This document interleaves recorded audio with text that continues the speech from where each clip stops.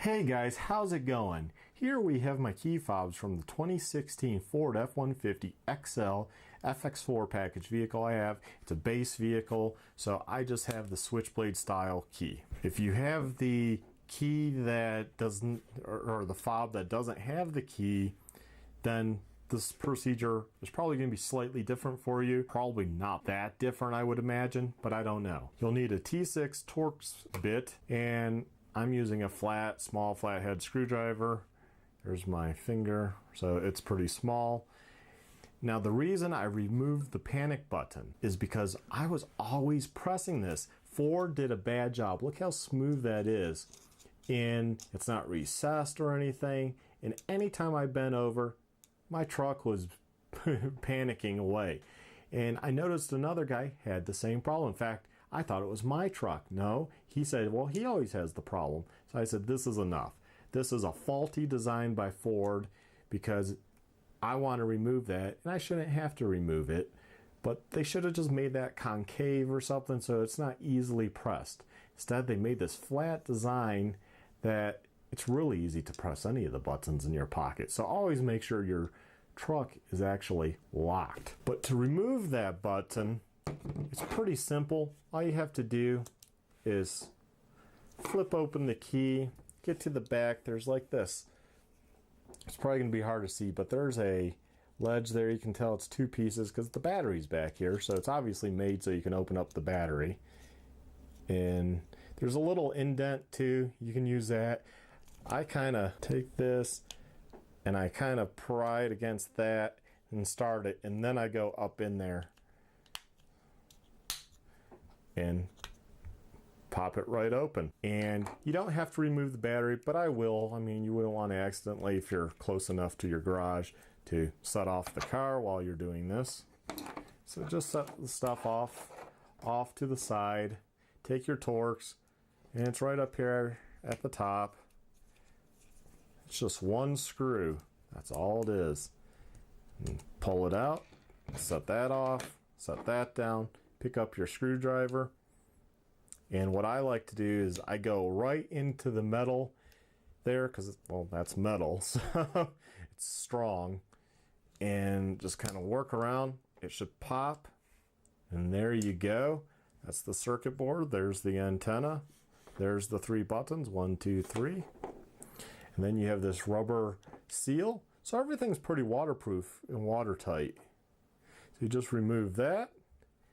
And to remove this button, it's okay if this falls out.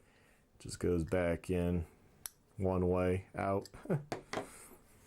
But to remove this button, all you have to do is there's these two tabs, and they're hooking onto this outer edge.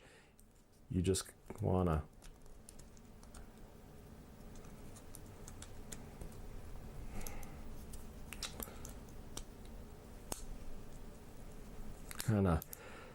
I kind of forced it in and then used it to push it down, and that pops the button right out. And then you would just take this, you put it back in like that. You would make sure your key is in, just have it facing out, assuming you have the key.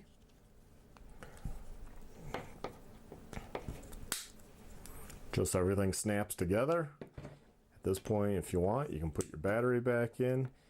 Take your screw, put that in, tighten it down, take your battery cover, just snap it back together, make sure your key works, and there you go. It's done. And now I'll store this off to a nice safe space. You know, just so you don't lose it, because if you turn in the car, whatever the case, sell the car, person, let them have that option. I'm going to actually put this back in because what I like to do, you know, I might just be able to get that back in without even...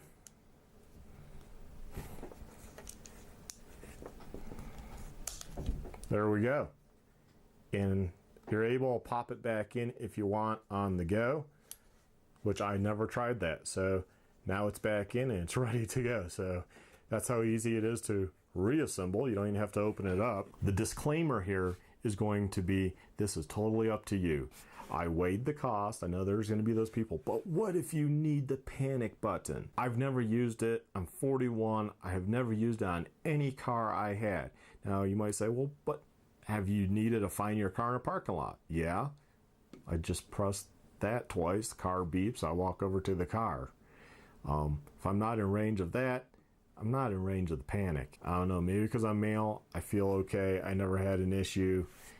So weigh the cost. I mean, before key fobs, there was no panic button. At what point? It was only when we started getting fobs, the automakers decided, well, we'll put a panic button.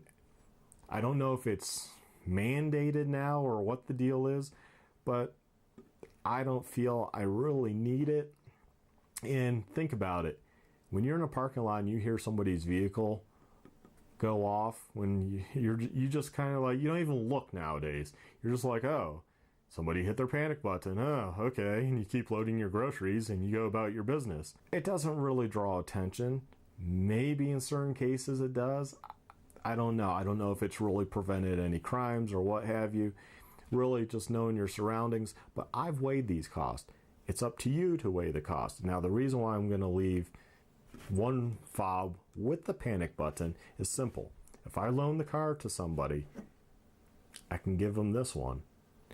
And that way, I'm not deciding for them about the panic button. You know, I guess in a way, covering your butt for liability reasons. Here you go. Although life doesn't say it's going to be safe and that you're going to have a panic button on you, or that's even going to work at the time. But I figured that's their choice that way. If I give this to a friend, here you go. Here's the car. Take this remote. For me, this is the remote I carry. It has the rubber in it. And like you saw, if I want to, I have that on my shelf. I can easily pop it back in within a second. And there we go. I can turn around and sell the car. I can do it right in front of the next owner. Like, you want it in? Let's put it in. If you want to take it out, it's pretty easy. Check out my video. So hopefully this helped you guys out.